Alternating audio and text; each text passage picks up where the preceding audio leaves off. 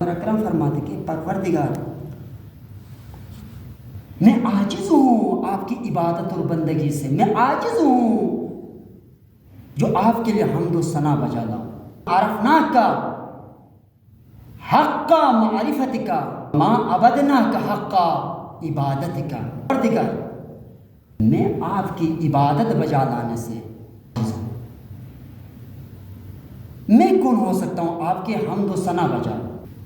بس یہاں دیکھا جائے تو کوئی بھی انسان اللہ کی معرفت تک نہیں پہنچ سکتا ہے کہ حمد کیسے کرے، وہ اس طرح سے جو امام نے خطبے کے اول میں عاجزی کے ساتھ بیان فرمایا، الحمدللہ الذی لا یبلغ مدحتہ القائلون، حمد و ثنا اس ذات خالق دو جہان کے لیے کہ جس کے لیے کوئی جن و انس خود کی معرفت اور خدا کی حمد و ثنا بجا نہیں لا سکتا، عاجز ہے۔ جعفر صادق علیہ السلام فرماتے کہ پروردگار عالم نے حضرت موسیٰ علیہ السلام پر وحی نازل کی، موسیٰ میرے لیے شکر بجا لاؤ۔ تو موسیٰ علیہ السلام نے فرمایا پروردگار میں شکر بجا لاؤں ہو سکتا ہوں، آپ کے لیے شکر بجا لاؤں، آپ کی شکر کے لیے اگر میں شکر ادا کروں تو یہ خود شکر ایک نعمت ہے۔ کیوں؟ اس لیے کہ آپ کے شکر کے لیے آپ نے مجھے موقع دیا، وقت فراہم کی کہ تاکہ میں اس وقت اور ٹائم کے اندر آپ کا شکر بجا لا سکوں، اور شکر کے لیے زبان دیا، مہلت دی۔ پروردگار عالم نے فرمایا یا موسیٰ الآن شکرتنی، اے موسیٰ ابھی تم نے میرا شکر بجا لایا۔ کیوں؟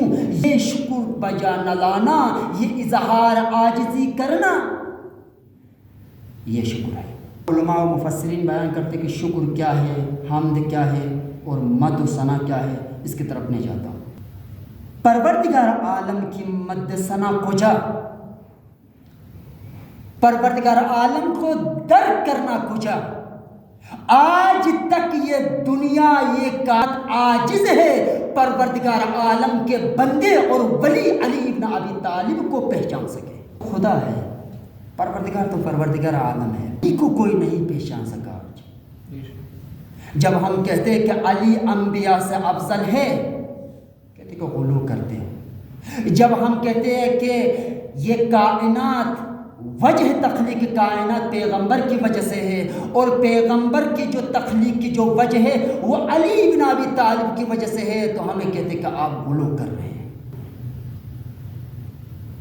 علی اس مقام و منزل پہ بیٹھتے ہیں، وہ علی آسمان کے اس منزل پہ بیٹھتے ہیں جہاں انبیاء کو اجازت نہیں ہے۔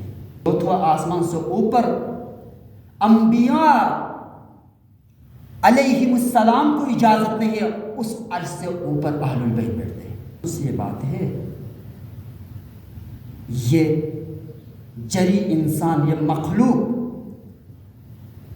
کہ جب نہ ماننے پہ آ جائے، جب انکار پہ ڈٹ جائے، تو نوح کو نبی بھی نہیں مانتا ہے، کو نبی خدا ماننے سے انکار کرتا ہے، جب ماننے پہ آ جائے تو مصالح کو بھی خدا ماننا لگ جاتا ہے۔ اور آج ہماری حالت یہ ہے کہ علی کے مقابل میں ہم نے ان کو لا کے کھڑا کر دیا، علی اور فلان برابر، علی اور فلان بھائی نہ جی، وہ جو تم علی کے مقابل میں لے کر آتے ہو سینکڑوں ہزاروں علی کے مقابل میں خدا تو کجا، علی تو کجا۔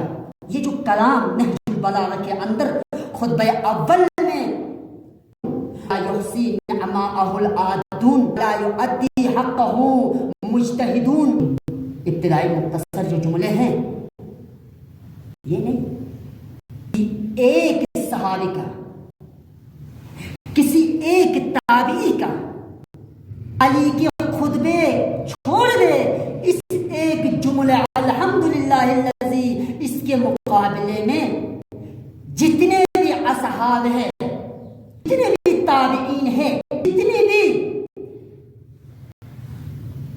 جو عالم اسلام کے جو تم ہیرو آئیڈیل مانتے ہو ان سب کو ملا کر صرف علی کی ایک جملے کے مقابل میں کوئی خطبہ لے کے آ جاؤ.